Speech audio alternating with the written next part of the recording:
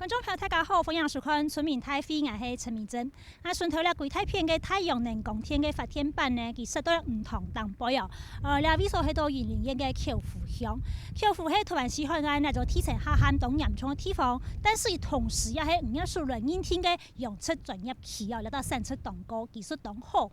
目前呢，仲係政府為到解決天成下旱地區嘅土地發揮利用，韓國呢仲係嚟做綠色能源啦，嚟提升咧綠色能源發電嘅效率。故所喺度咧，仲係天成下旱地區呢，嚟設置咧綠色能源專區。目前咧，重複到嘅地方呢有228公頃，嗱重複到嘅地方嘅唔面呢，希望講做咧檢討咧就綠色能源政策哦。底下行業總督咧，談談詳細意見，一談談政府部門佢哋規劃係乜嘢，韓國整個學者，韓國甚至太陽能嘅業者佢哋想法係乜嘢，到底咧問題有解決辦法冇咧？向其他請嚟關心。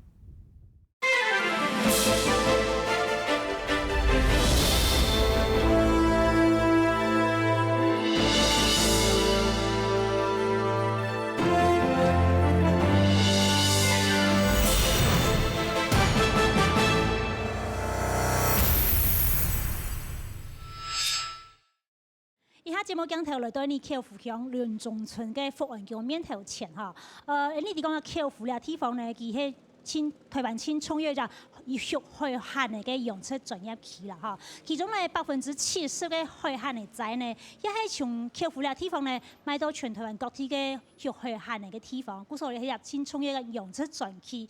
到民國85年嘅時間呢，農業費5年數是黑天嚟到係用出專期。到91年嘅時間呢，60個人來投入青島政府嘅資源都要地保來，但是呢呢一派到104年嘅時間，所謂宣布講呢種嘅天成下旱地方冇適合來耕種，而來做嚟設立綠能設施呢，也係專業範圍農地嘅範圍呢，嗱呢個口湖呢地方有60個用出專期啊，要達到啦嚇，然後面積有228公頃，故所青島都咧用出專業期嘅民眾是講，我其實學了海旱嘅學當好啊嚇，我希望講再繼續學下去，但是你下設立綠能專期以後，韓做嚟學海旱嘅冇，韓國唔一數嘅資源係唔係韓做繼續聽數嚟到嚟學海旱嘅嚇，像今邊。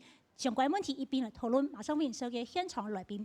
第一個呢係農業會漁業署嘅主任秘書苗志昌，苗主秘你好。各位鄉親大家朋友，大家好，我是漁業署苗志昌，謝謝。好，謝謝主秘。第二個來賓係雲林縣農業處嘅處長林慧如林處長，你好。我是雲林縣政府農業處長林慧如，大家好。好，謝謝。他哋歡迎收嘅第三個來賓係雲林縣政府建設處嘅副處長鄭豐明，鄭副處長你好。我是雲林縣政府建設處副處長鄭豐明。第四個來賓係雲林縣農業處漁業科嘅科長賴建生賴科長你好。主持人、各位鄉親士大家好。那其實我們知道說，在口湖這個地方哦，目前就是說要漁溫重電哈。那到底現場情況是怎麼樣？先跟着記者鏡頭去了解一下。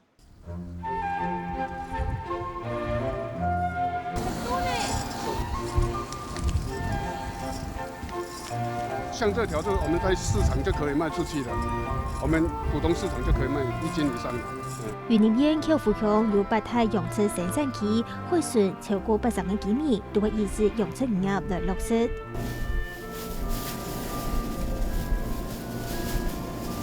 面上係8台養殖期其中一個業主任委員，講是接近8個月輩，做養殖漁業30多年呢。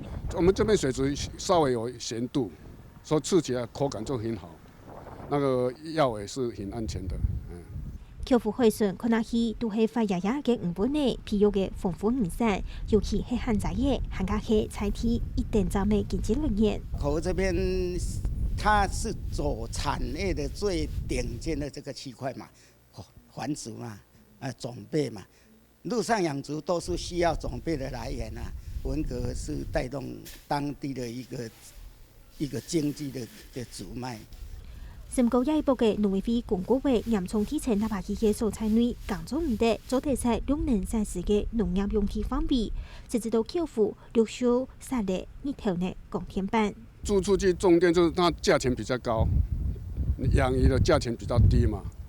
一甲地現在如果租給人家養魚，只有8萬10萬而已啊。你种电可以拿到45万，40万以上，所以一些没办法养鱼的人就是要种电。伫客户也嘅唔稳嘅，本蛋係腳下講嘅。日頭呢，光天板係經驗長做好嘅，底下還可以倒水。現時客戶嘅用出期內有見來見到嘅土地，愛做日頭呢光天板呢。如果這個是行得通的，文革池在台灣目前有7000公頃，如果7000公頃有5000公頃來做這個太陽能板，剛提到的這種輝禾家園。大概需要2萬5到3萬公噸，如果能夠提供個5000公頃出來，等於提供了1/5到1/6。地鐵城南華區達到動力可嘅素材，用地嘅限力唔穩嘅嚟做6年發展，冇聽錯係同土地好好利用嘅其中一個方式。不過對限地嘅項目嘅5年嚟講，要經過交通網，對可能產生嘅影響，要做深深嘅評估冇呢？其实台湾的西海岸，从彰化、嘉义到云林，有很多地区是这个地层下陷比较严重的地方，但是呢，同时也是日照很强的一个区域，所以它评估起来是蛮适合发展太阳能光电的那但是这些沿海地区陆域养殖呢，主要是养殖是这个虱目鱼啊、文蛤啊，还有这个无锅鱼等等。那这一次为什么会特别挑这个文蛤的这个鱼温来做这个太阳能光电呢？主要是因为这几年文蛤遇上了一些麻烦事情所以它经常会有大量的死亡。那这个大量死亡到底是环境的污染，还是说病害，或者是说这个天气太热了，或者说极端气候常常下大雨？下大雨之后，这个养殖池这水的这个咸度改变了之后，造成这死亡，其实都还没有定论。但是也因为这几年文蛤经常遇到大量死亡的问题，所以在养殖上面相对变得不容易，因此就把它拿来设绿能光电专区是合适的吗？那我想先请教一下我们的这个妙主秘，就是说，其实渔业署我知道从民国92年到现在陆陆续续在这边设了很多这些因为养殖专区的这些基础建设跟投入那这一次是不是因为只要是在这个不利这个农耕要得设置绿能设施这个范围之内，就都不要再养鱼了，都不要再养文蛤了，只能够来种电，是这样吗？那你之前的投资是不是就完全就弃之不顾了呢？其实这里面我必须要澄清一下，在养殖区它是我手头上所核定的。我们都知道这个沿海这个台17线以西几乎都是红桃追尾，它是比较以前的农地的时候，因为实在是它的这个农地利用价值不高，所以呢，我们就逐渐的开垦了渔温。那渔温之后，它的养殖成本，养殖的那个产值呢，也大于这个农作的部分，所以就陆陆续续渔温出来了。那渔温出来之后，所以我们85年就核定一个生产区，全国从宜兰到这个屏东，一共有47个生产区，将近13000公顷。那其中云林有8个生产区，那口湖这边有6个生产区，那这边大概在1700多公頃。那我们最近要推出来这个104年跟最近106年有公告的这个不利耕作的这个农地来做渔温也算农地的其中的一种，是不利耕作的农地。不利耕作的农地呢，是包括这些盐化的土地啦，那已经这个地层下陷的啦，已经渔温，可是它已经废弃啦，或者是它已经不是渔温，不是农地，或者是荒废的，我们才把它来做一个不利耕作的，把这些土地呢来转出作为这个太阳光电的使用。真的没办法养殖，没办法种作，不利耕作，我们才来做绿能，是这个意思。好，那我们也来看一下，就是说这一次确实在不利这个耕作这个范围里面有哪些部分呢？好，我们看严重地层下陷地区内不利耕作，重点来了，得就可以不是说一定要但是得设置绿能设施之农业用地范围。我们看到是整个西海岸，我们看到比较这个地层下陷比较严重的有彰化、云林跟嘉义，其中口湖呢，这面积是最多，有512公顷这么多。那整个3个县市加起来有18区，有公告的是有1253公顷，这么大的面积事实上是不利耕作。但是呢，我们知道口湖这个地区呢，它有6个其中8到15区，有6个区呢，它有218公顷。它其实是养殖专区，但是又跟这不利耕作是重叠的。好，那我现在要请问一下，我们在重叠地区的，譬如说是这个我们的下仑啦、青干啦、新港南、新港北、下湖口地区的渔民朋友，有没有？其实你还想要养文蛤，还想要养鱼，但是你不想做绿能的。好，这位大哥。我要讲吼，今仔县府派真侪人来，阮这养殖区吼有遮侪一寡业者拢为了出外无头路，当来咧放这蜂药啊。但恁农电要种电是会使是，恁去种咱卖是迄个分熟区内底、养殖区内底。过去渔业数是阮这200-300家这个分熟区的渔业数过去嘛，真甲阮下轮人支持。支持到建设遮侪。有10条大路，那么歹去就对，叫县府要来甲阮修理，伊讲迄交伊无关系。公所佫无钱通甲阮修理。那么你县长爱了解啊，袂使甲养殖区种电，其他你去种，阮拢无反对啦。养殖区莫来甲阮种电，拜托者。所以恁县府当然你嘛要甲县长讲者。养殖区就归养殖区嘛，你要种电你去别遐种嘛，你袂使讲要甲养殖区佫来种电掺落去啊。有电，你闹咧水，佫有毒嘛？这养殖区要对这养殖业者养殖区要哪交代？这渔业署伊讲，恁若互恁种电，渔业署后壁就无要来支持补助甲支持这个阮养殖区内底嘛。希望莫来说这养殖区内底，恁其他做一个边缘，阮拢无甲恁反对。这位大哥，你可以告诉我们吗？你的养殖的这个渔温，目前现场的状况是怎么样？你们澄清过后有什么不一样吗？澄清过是还没有什么改变呢，但是现在就是卡在跟业者，我们不让他们做，他们想要做嘛。现在就等我们县政府看怎么来规划，说这个重叠的部分。是，你的渔温是自己的还是租的？自己也有，租的也有。那现在租你渔温的那个人，他想要再继续租给你吗？有的也是继续租给我们，但是有的就想要赚更多钱嘛。那你一这个利年给人家润差太多嘛？你一年租金给人家多少？今年啊？今年我租6500啊，一分地。一分地6500，一甲6万5啊。那目前这种光电业者跟他们承租开口的价格，一甲地大概是多少？好像45万哦。那你输人家输很多。对啊，那所以你现在考验压力很大。很大。到底是交情比较深，还是他口袋比较深的问题？对啊。好。会担心就是了。会啊。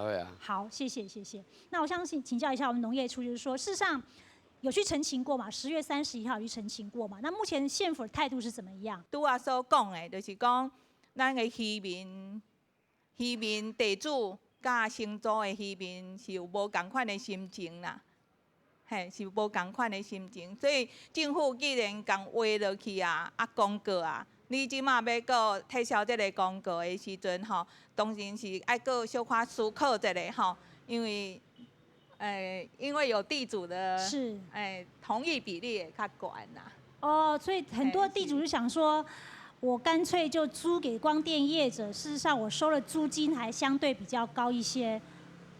我感觉这是人正常的思考模式嘛。人之常情。当我会当薪资较悬的时阵，伊会去租金较悬的嘛，这是咱一般人正常的思考啦。但是就产业的部分，就农业产业、渔业产业的部分，如果政府已经投资真侪伫这个养殖区，我感觉除非中央政府透过研究单位会当来证明讲，这个渔电是会当共生共荣的，那大家都赢了。好，那农委会当然有些基本的态度了。我先讲一下，就是企划处就是说目前企划处是告诉我们说，在整个这个西海岸这个地区呢，文革的产区大概有6800公顷左右那农地光电设施呢，就是不超过40%，所以大概可以提供2700公顷左右。那装置容量呢是1800百万瓦。就是1800百万瓦，那1年之内呢，农委会会定出养殖加太阳能的经营模式那就希望说，目前看起来企划处是希望说这种滚动式的检讨，然后可以创出一个多赢或双赢的，是这样的一个状况吗？这边渔业署也再补充说明一下，其实刚刚林处长有提到的这个部分呢，是渔业署就认为说，已经在生产区里面有公共建设投入的话呢，是希望说还是维持在养殖生产使用，因为它这边的建设就是做排水路，那就是要让这边的生产的品质提升起来，价格卖得更好，让大家更有这个获利。那可是那些有些可能生产区或者是边缘的部分，可能没有在渔温在生产了，或者是它已经是废弃了。那这个部分呢，还是要看看大家的意愿是不是有必要再调整出来，就是说不要再做生产区。这个大家可以一起再讨论。那我想请教一下杜老师说，鱼和电真的可以共生吗？还是说这两者是互相排斥的？因为我看到很多刚刚影片里面很多立柱式这种太阳光电板射下去之后，我说要撒网抓鱼好像也不容易，我要捞那个文蛤好像也不是这么简单，好像这个设施本身就对于这个采收渔获的采收就已经有这个冲突。那刚刚主持人也提到，我们为什么要有这个计划？就是说，政府先是到2025年要达到一个灰河家园，那我们要达到灰河家园，所以我们要用20% 的绿能发电来替代。那在这20% 的绿能发电里面，又有了20个 gigawatt 要来做太阳能光电的一个发电。那因为我们入账的面积比较贵又比较少，所以政府就想说用农田、用渔温，甚至用这个坯塘这些。我的意思是说，政府最主要是因为要达到那个灰河家园的问题，所以我们把这个渔温啊、农田要拿来种电，所以是以种电为主，以养殖为辅。但事实上，我们在国外，我们所参与的一些研究试验机构，甚至我们团队所提出来的观念，我们不是这样的。我们希望能够怎样？要追求一个养殖渔业的永续。所以我们推动的是什么？是渔电合体，是要发挥能够1+1大于2的一个效果。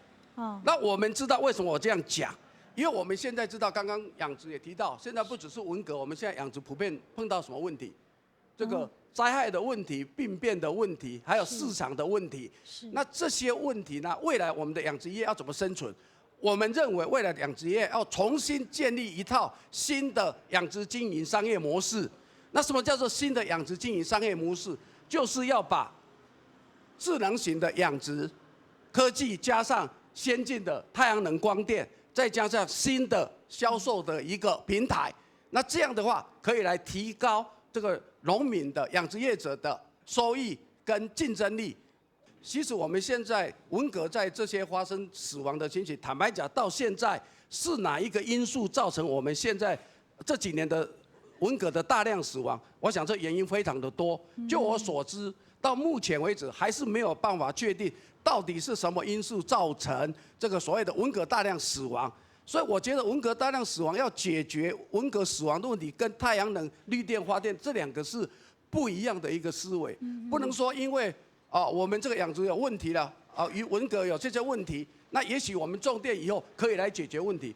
我一直在强调，为什么要提这一个观念，就是要告诉各位，我们要先从观念上做对了以后，我们后面问题就很少很多。我们现在看到是说，好，目前这个养殖区18个不利耕作区块设置绿能现况是，我们刚刚讲过，18区整个就是彰化、云林、嘉义这个这样加起来呢，有1253公顷，目前已经有50公顷已经设置了这个绿能哦。这就是太阳光电的这部分。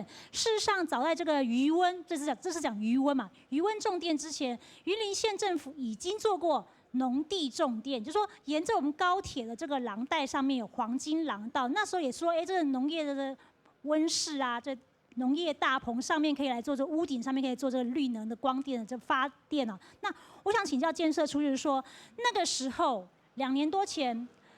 云林县政府在高铁沿线的黄金廊道已经有过农地种电，那个经验我们今天来看，其实深设的厂商多，湿设厂商相对是比较少，看起来不是非常的成功。那这一次我们看到渔温种电，相同的情况会不会再发生？如果再发生的话，它真正关键因素是什么？你们考虑到了吗？你们看到了吗？云林县是一个农业大县，所以在这里的时候，其实我们现在思考说，比如说现在这渔电共生的概念里面，我们现在在思考，在整个的模组去加大它的间隔，或者是说养殖业者其实他也需要大量的用电。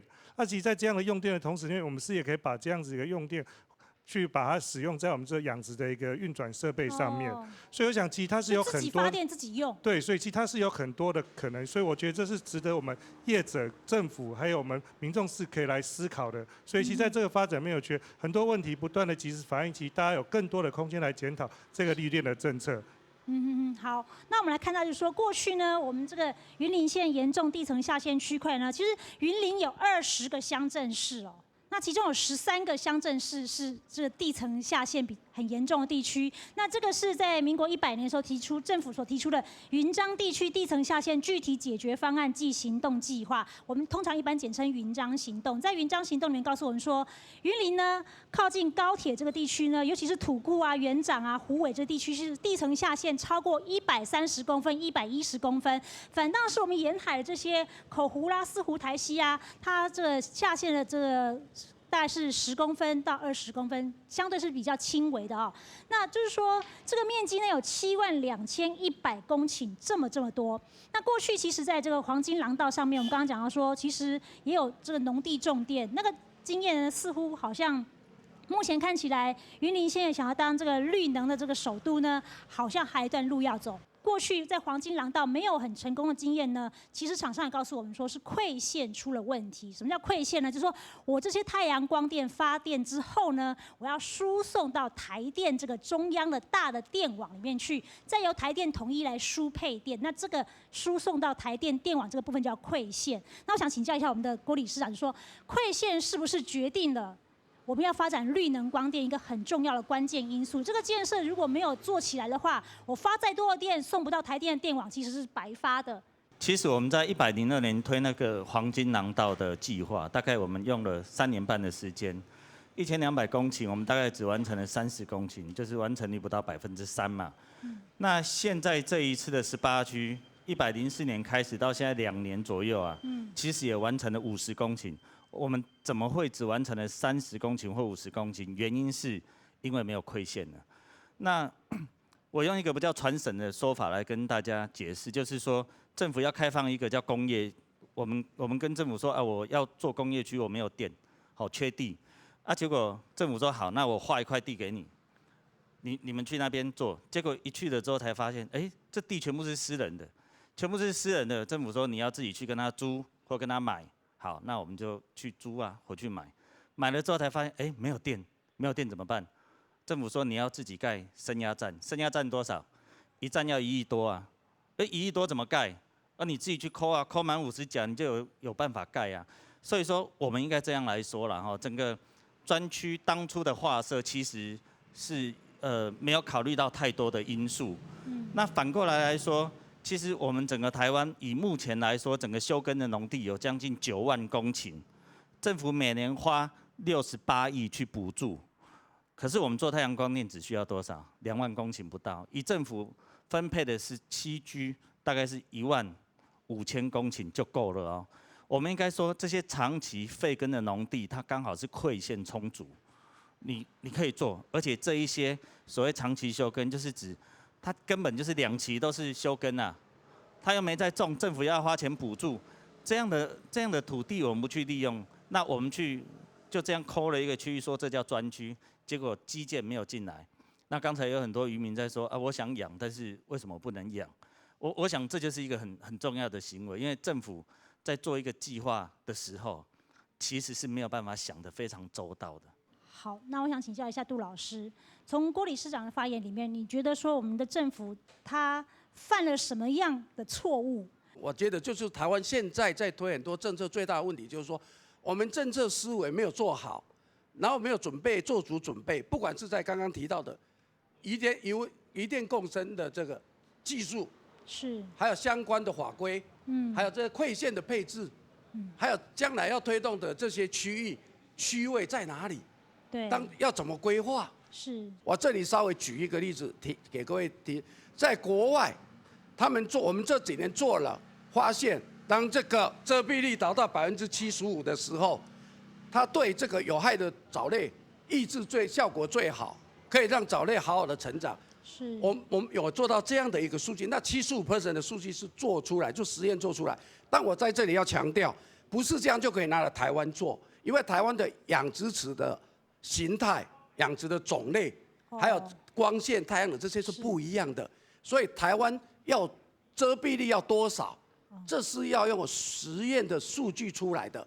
何况在不同的养殖种类，台湾有多样化的养殖种类，所以我觉得刚刚提到要把这些东西先做好以后，我们再来推这些渔电共生也好，洋水种电也好，我觉得成功率会比较快、比较高。好，那我快问快答一下的妙主秘，就是说，目前水事所我知道他有在跟厂商合作嘛，哈，也有找这个嘉义大学来合作，共同开发这个文革的饲料嘛。等于说，事实上，我们也有投注，就是说，到底渔电共生的达成要有什么样的科学实验，我们正在做。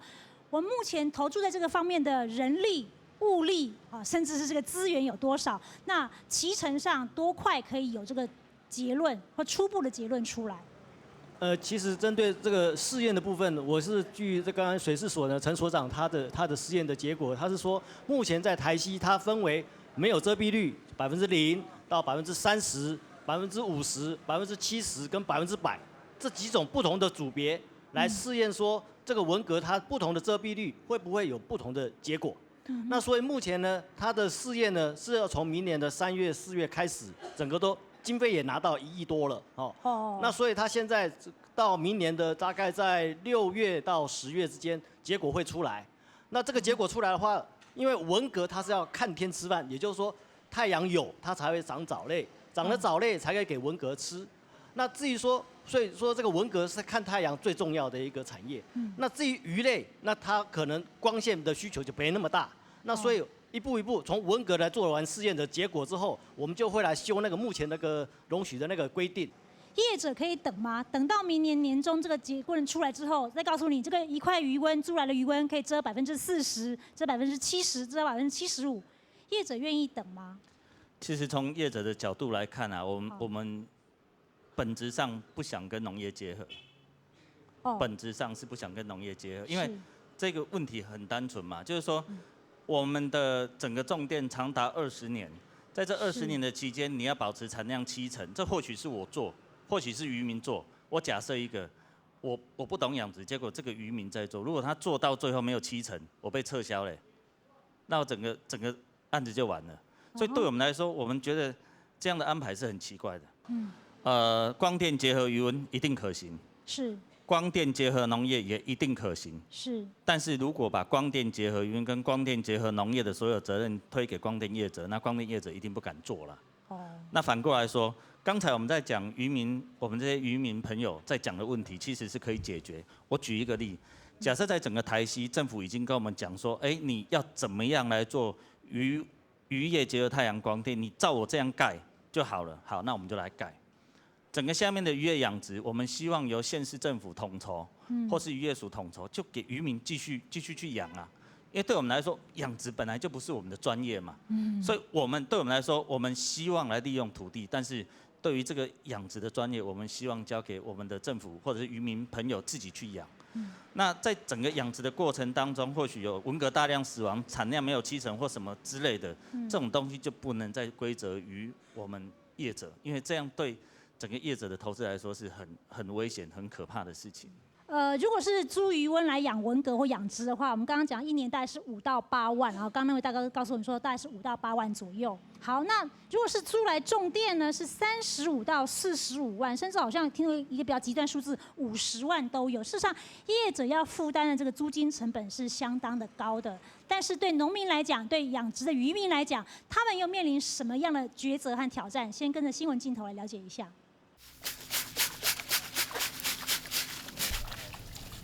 大家齊心合力，同將流種類嘅旱災業搬做大細碟，透過為旱災業將合回到大家萬人嘅需求。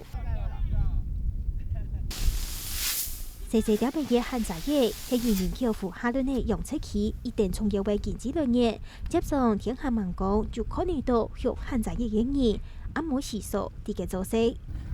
3年起來做，人家台的，這些是南部台南人，台南那邊要7個月便要來回去辦。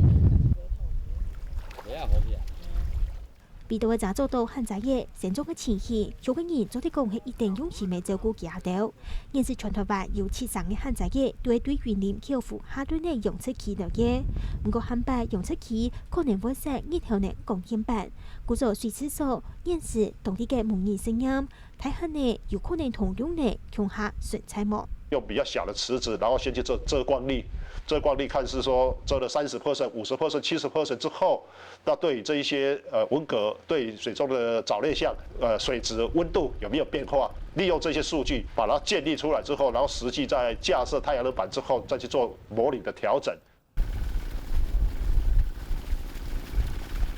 安尼嘅做法對20世其實就向漢仔嘅幫年子來講係接受唔得。太陽能板要安怎說？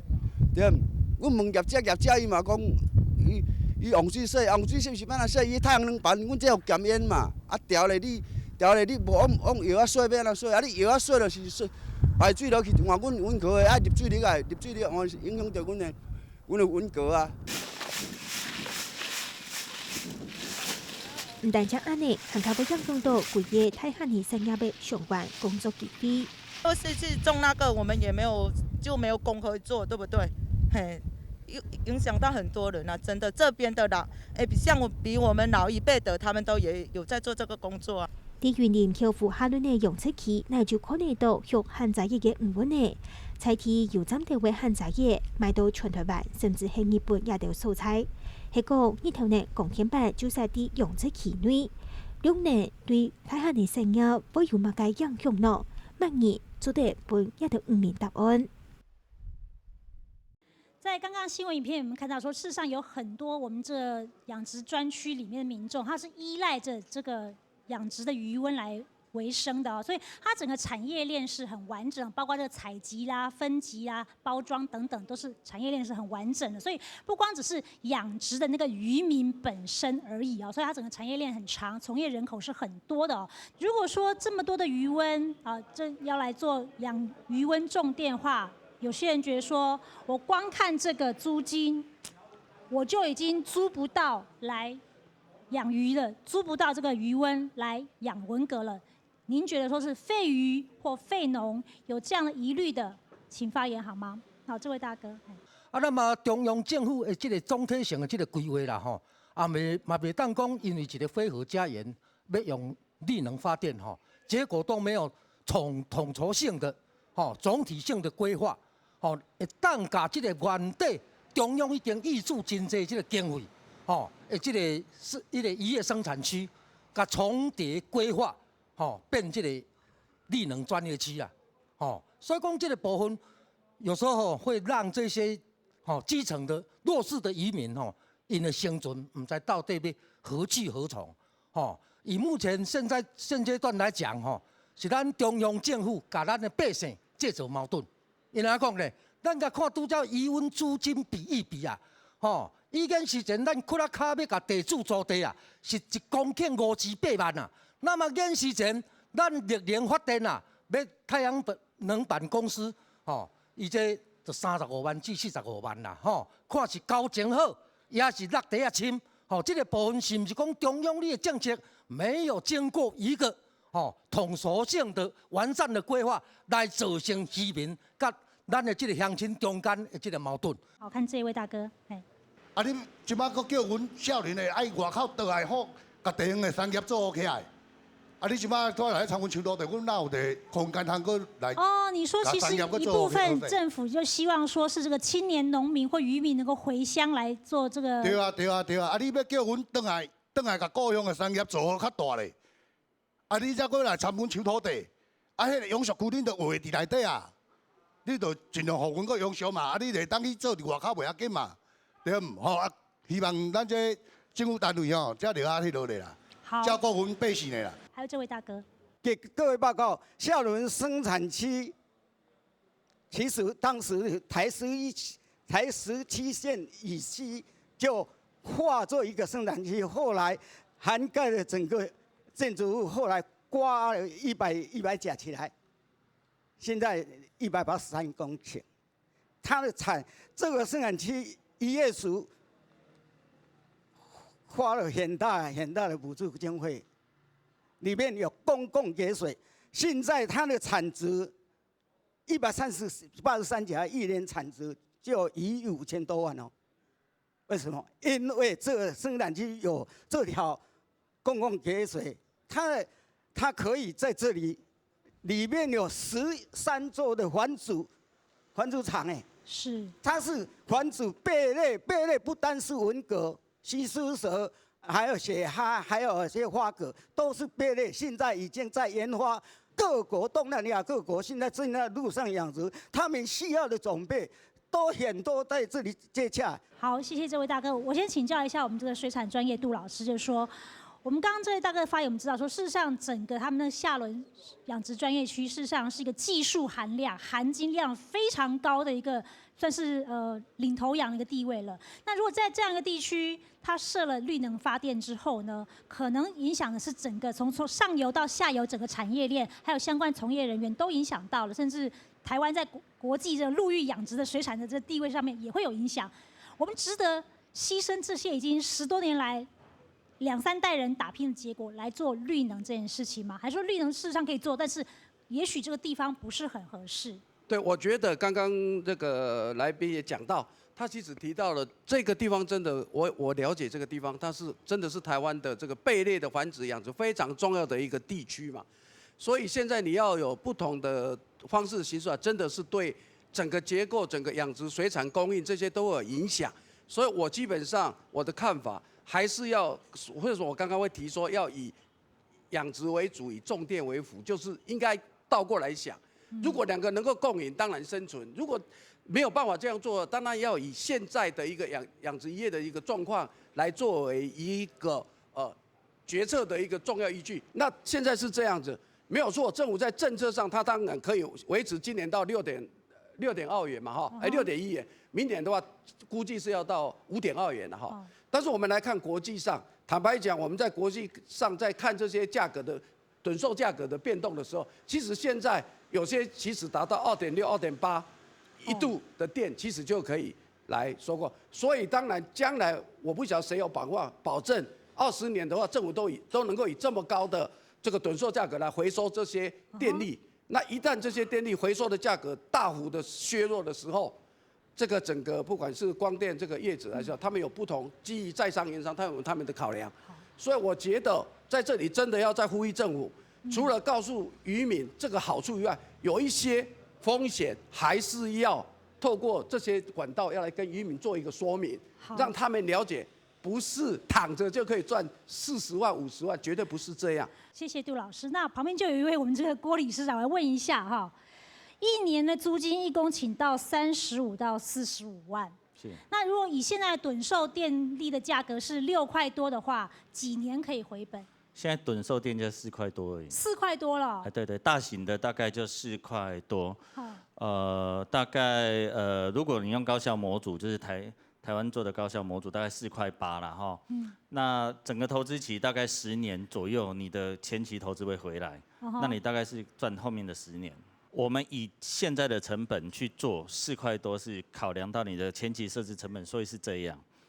那国外的电厂很大型，很多都是100 MW 甚至更多，那它可能设在沙漠地区，它整个可能不用去考虑台风很多的因素。所以说它的设置成本一定会比较低。那刚才我们也有我们刚才的渔民朋友在讲说，这里真的是很容易生锈，这么恶劣的地区，就是环境这么恶劣的地区，适不适合来做太阳光电？这种大型的专区，政府是不是考量清楚了？政府真的要想清楚，这真的是适合用政府行为来规划大型的专区吗？好，是不是真的适合做大型的专区？我们看到从学者专家国外的经验也好，或者业者实际操作经验告诉我们说，事实上这个选址可能不是太阳很大的地方，或者说它已经地层下陷了，已经不利耕作了，我就来种电。云林现在有这么多的养殖业，有文蛤、有龙须菜、无锅鱼、有白虾、有龙胆石斑、有鳗鱼、有马蹄海、有乌鱼，它的渔业的产值也是很高的。过去这些东西如果都拿来设了这个太阳光电之后，它的生产面积势必会减少。那么农业首都还能维系得住吗？或者说农业首都跟绿能首都是云林县政府的执政团队要面临一个很重要的选择跟挑战。我们先跟着新闻镜头去了解一下，要发展绿能还有哪些是要面对的难题。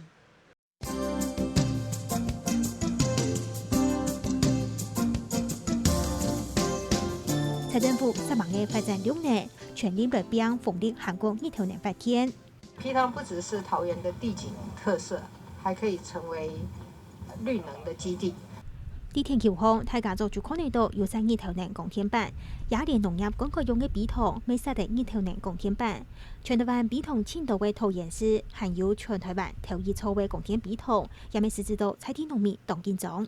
掠只比塘啊，吼，為大時節繼續為銷路時尚上升，甲救命嘅水，挨到如用唔得，水利費唔能該光電板嘅公司搶咗嘅時節，唔日天來分工嘅水坑來馬沙。敢講幾多公司的時節，甲挨到農民的水坑，有本人拿走伊個嘛？青米考慮到生態、環境、韓國相關的政策法律還唔清晰，桃園市嘅鋼鐵比塘計劃暫時停下來嘅。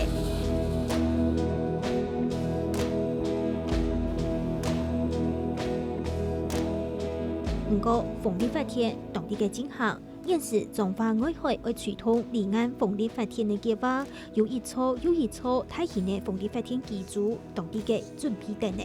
之前一定要來簽合約，根本不需要有機會啊，就也沒有來簽就走了。政府要訂定這個能源政策，每一次會議，包括一些環評，好像都沒有我們的份，我們也不了解說，到底目前政策要怎麼推行，我們要對漁民來怎麼說明。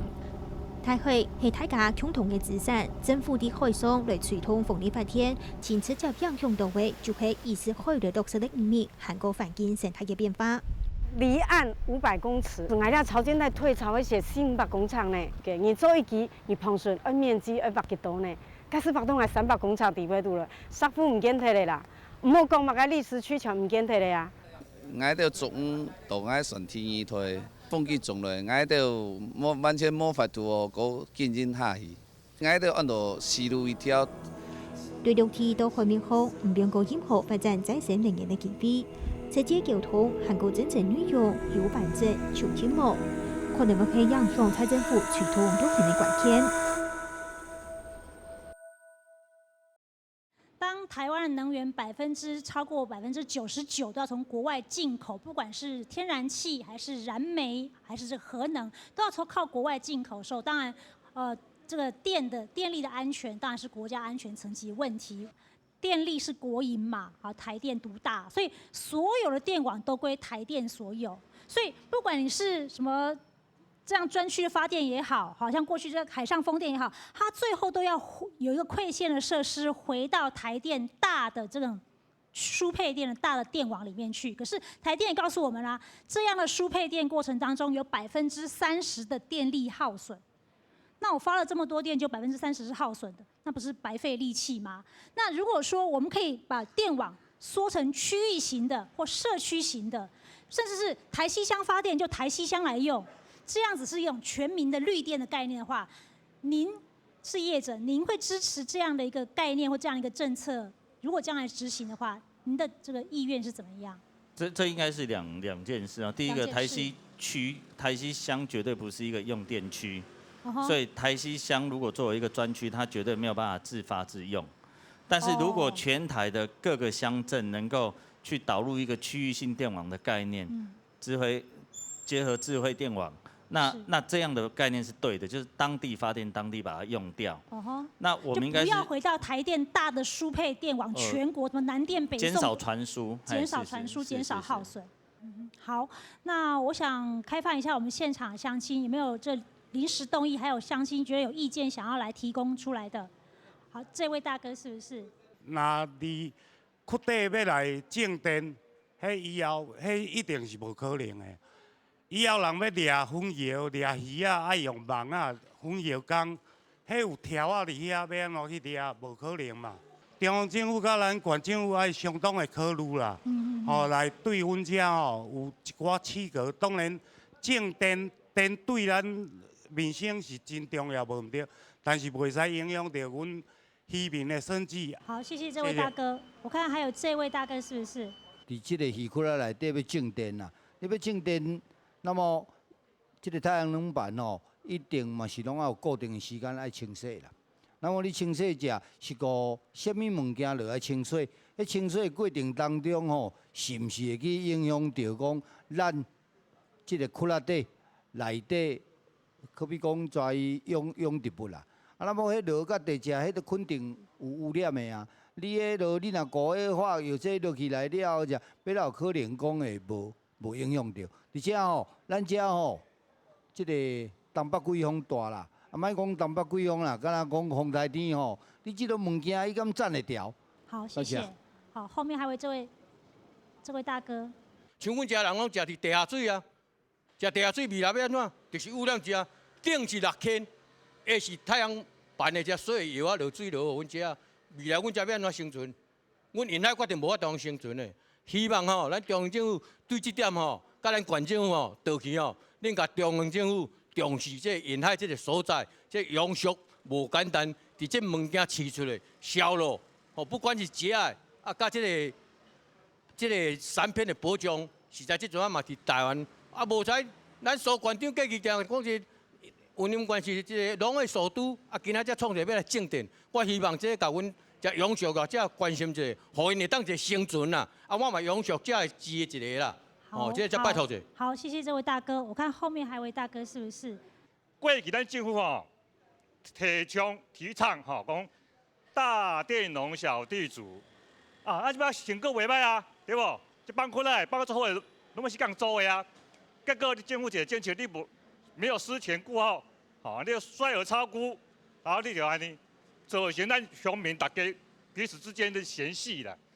我都你要种电啊，我一当下当收得30-40万，结果你一个闹呢啊，我怎拢无去啦？你想看嘛呢？本来大家是非常感情最好的厝边头尾，你怎一家补落去？阮下摆厝边头尾摆小看，我希望县政府官员、中央官员，你这就做唔对啊，搁来想办法甲阮。夫妇咧，甲阮恢复阮好乐的生活，好，多谢，好，谢谢，谢谢。那我想问题，我先请教我们的渔业科赖科长，就是说，其实你们渔业科应该也有到我们这养殖专区收集过很多渔民的意见嘛，哈，就说渔民的意见您做个整合，然后就说站在这个县府农业处渔业科的这个立场上面，会帮我们的乡亲去争取也好，或维护的权益也好，您能够去做建言的部分，是不是先跟乡亲做个说明？谢谢。咱这个绿能区，伊划落吼，已经将咱这个生产区加划做2地去啊，就是讲已经甲伊切割成为一大一小，吼，所以这部分的话，尤其吼未来应该爱更重视吼，来甲检讨，吼，看要做调整，互咱的渔民吼要租这个地，吼会当真方便，啊，恢复到较早，吼，咱拄啊，咱一个乡亲嘛讲吼，较大家和谐共处的一个情况，啊，尤其咱下轮吼，这个新山区吼，离县政府嘛，加列入一个真重要的辅导的区域啦，吼，咱下轮所生产的这文革苗，吼，差不多占咱台湾供应量的80%。吼啊，甚至搁外销到国外去，所以县政府的立场也是讲希望这个所在会当保持真完整的生产区的这个现况安尼。我想请教一下我们的农业处林处长，就是说我们看到整个云林县20个乡镇市里面有13个乡镇市都是地层下陷很严重的区域，那其实云林的农业土地面积也非常非常的多。当这么多农业乡镇都因为地层下陷不利耕作的时候，难道我们这么多从农人口，这么多农业产值，我们农业处要怎样去面对这样的一个艰难的挑战？政府还未证明讲渔电可以共生的时候，当然是要维护渔业生产环境嘛。嘿，这是很明确的农政的立场。嘿，那就云林县地层下陷区。当初咱云林县政府嘛是有一个想法，讲，迄不利农民耕作啊，你搁一直要叫伊做，一直了，安敢是办法？所以才会有无敢要一条路。嘿，因为政府搁无法度开放，才互农民去做建地啊。